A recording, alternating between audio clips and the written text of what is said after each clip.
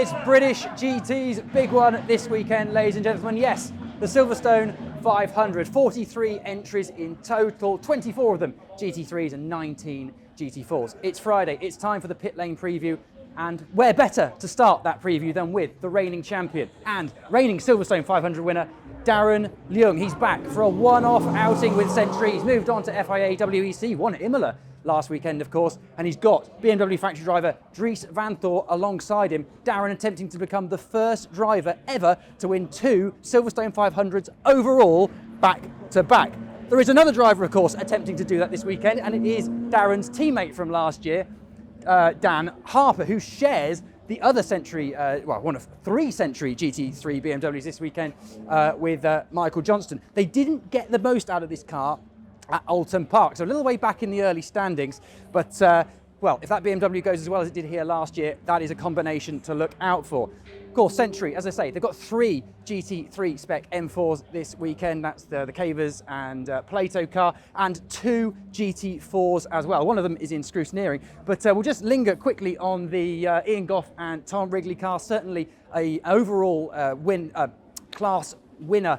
Has the potential to be an overall class winner this weekend. Pro-Am crews always go very well at the Silverstone 500, where the 3-hour format plays into the pit stop regulations that we have.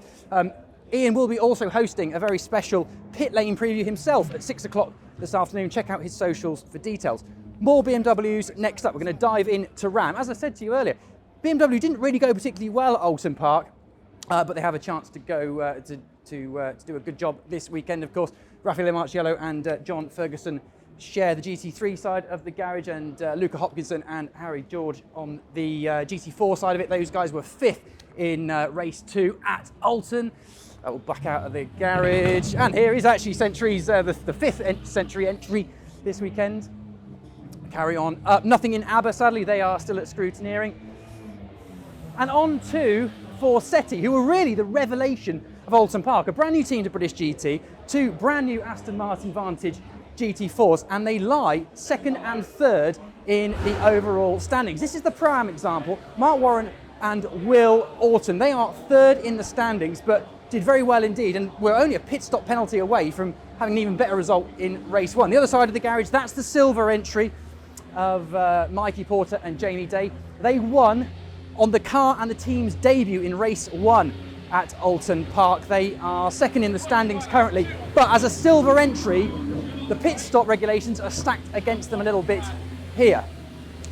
J&S Racing's Audi wasn't supposed to be with us at Oulton, turned up anyway. Silverstone was supposed to be its first race of the season. Great to have the R8 with us.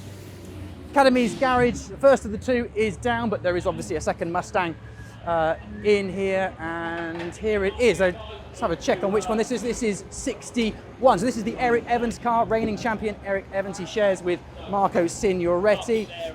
Bit of an odd weekend really for Academy at Oulton Park, but nevertheless, Marco and Eric aren't too far behind in the GT4 standings, and crucially do not have a success penalty served at the final pit stop. Orange JMH, obviously running an orange McLaren. We've seen that one before. The CWS Ginetta, Tom Holland and Colin White. And Racelab, who, well, we saw the GT4 McLaren at Oulton Park, but we haven't seen the GT3 side of the garage since the end of last year. This car has been stuck in a container somewhere since about December, I think, and this is why we didn't see it at Media Day. But finally, Lucky Carer and Ewan Hankey have a chance to join us.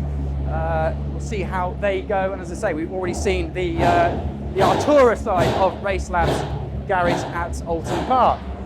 Now, next up, it's the Ferrari, at last. 2020 was the last time a Ferrari raced in British GT3, and you'll know, if you're a GT fan, these colours on the Sky Tempesta 296. This team and this livery raced on a McLaren last year with Chris Froggatt. Chris and the Tempesta crew in Europe have switched across to the Ferrari for this year. They've joined here on a one-off entry by Alex West. Great to have that 296 with us. It's just for this one event, sadly. Optimum, we will dive in quickly because they have an extra car here this weekend. No, you've seen the Artura, you've seen this side of the 720S, actually Mark Radcliffe and Tom Gamble went very well at Oulton Park. But here is their one-off entry. Andrew Gilbert and Fran Rueda, they're usually in Le Mans Cup. They were here with us last year at the Silverstone 500.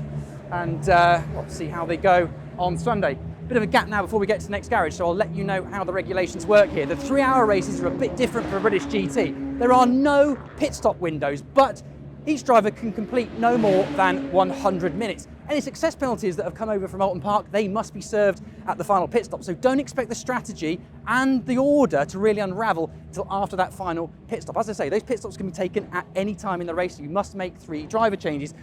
Success penalties, as I say, they get taken at the last stop, but the silver entries in GT4, they serve their extra time at each of the 3 pit stops, which is why the Pro-Am crews tend to do better here. Right, we've arrived at RJN. You know, the number 2 car from Oulton Park. That's got Al Buncombe in it, and Simon Watts, who was supposed to join Al at Oulton. He was actually joined by his brother Chris. Chris is on the other side of the garage this weekend with none other than Jan Mardenborough, who hasn't raced in British GT since 2012. He's obviously gone on to be a Nissan factory driver since then, raced in GP3 as well, and he is in the second of the 2 RJN McLarens this weekend. Great to have Jan back. Big star in Japan, of course, and he's come back to Europe. I believe there's going to be some more news about Jan's programs coming up in the next couple of weeks. On to Mahiki and a couple of the new Lotus Emiras. They're double stacked in here. As I say, a massive 43 car grid, so we've had to double stack a couple of the crews. Beautiful car, that new Lotus. Didn't see the best of it at Oulton Park. And then another of the race-by-race entries this weekend. This is Breakout Racing. These guys are usually found in the British Endurance Championship. They step up for the first time with the Mercedes. That Mercedes is not a car that has been particularly popular in British GT over the last couple of years, but we've got 4 or 5 of them this year. No idea why, but certainly seems to be one of the cars to have at the moment. Right, we are on to Barwell, and these are the 2 cars that won race 1 and race 2 at Oulton Park. They therefore lead the overall driver standings, and you're looking at the car that is first, Sandy Mitchell and Alex Martin. Now they have the full 20-second success penalty in the final pit stop on Sunday. On the other side of the garage, these are the Collards, Ricky and Rob. They won race 1 at Oulton Park and took the pain of success penalty in race 2, but they race here scot-free basically. No extra time for those guys at a track and an event where Barwell have an incredible history. Wins all over the place, they're always on the podium. That Lambo is going to go well. Up to Stella and the Audi R8, another of the cars that we didn't really see the best of at Oulton Park. Tim Docker and Jordan Albert in that one. And on to Blackthorn, a team that came to Media Day with 1 Evo out of the 2, came to Oulton with no Evos, and now have 2 Evo spec Aston Martin advantages for round 2. Giacomo Petrobelli, Johnny Adam. Petrobelli, actually his last Silverstone 500 appearance, he was 4th overall.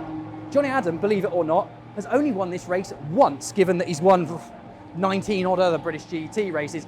The Matt Topham and Josh Rowledge also get the Evo spec advantage for round 3. On we go. Still a long way to go on this pit walk, I'm afraid.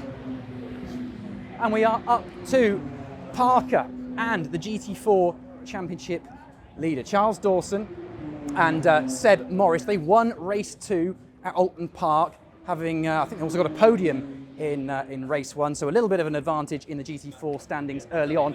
But they, of course, have the extra 20 seconds at the final pit stop. The flip side of that is that all the silver entries in GT4 have plus 12 seconds at each of their 3 stops. So, as we've said before, this race does favour the Pro-Am crews. I think only 1 silver crew has won at Silverstone since something like 2016. Up to Garage 59, 2 McLaren 720S GT3 Evos, Tilbrook and Clutton on this side. And this is the 720S that leads the Silver Am standing. Sean Balfe, Adam Smalley, they won twice. They won the class twice at Oulton Park and were just off the podium as well, doing pretty well in the overall standings. No success penalty for those guys. Only once has a Silver Am entry won a GT3 race overall. That was ABBA racing in the Nearies back in 2022, I think. Wouldn't be surprised if we had our second one this weekend. 2Cs. Bit of an odd one for those guys at Oulton Park. The car shared by Kevin C and Maxi Goetz, well, they didn't even score a point, which is pretty incredible considering he's got a factory driver in it. On the other side of the garage though, well, that went pretty well for Ian Logie and Phil Keane. These guys, third in the championship, double podium at Oulton Park, but they do have the success penalty, 10 seconds extra on Sunday. A little bit further to go, we're nearly there. Beechdean AMR, another team, didn't see the best of them at Oulton Park. Andrew Howard and of course Jess Hawkins, they're just getting all set to go out for testing. And on we go, and a couple more to go. We're on to Paddock. Of course, they've got the mix of McLaren GT3s and GT4s, and they've got the Mercedes in the middle. You might remember this car didn't actually race at Oulton Park because of a transmission issue in qualifying that they just could not fix in time for the race. So therefore, Matt Cowley, reigning champion, hasn't scored a point yet alongside Ed McDermott. But as we said, just down there, the Pro-Am crews do go well at Silverstone. That one is going to be in the mix. Greystone actually had their best weekend, British GT weekend ever at Oulton Park. It's Mike Price and Callum McLeod. And finally, he says confidently, we have one more race by race entry this weekend, and it is a Ginetta, new G56 GT4 Evo featuring Stuart Middleton and Freddie Tomlinson. These guys were a pit stop penalty away from winning the GT4 class at the 500 last year, and they team up with French Ginetta specialists CMR. That car, no penalty for them, certainly going to be in the mix come Sunday. Right, that is the very long pit lane preview done here at Silverstone. A reminder that Saturday's qualifying session is live on Sky Sports F1 and GT World YouTube channel, and then the same platforms also have our race live on Sunday. The 3 hours get going at 12:30.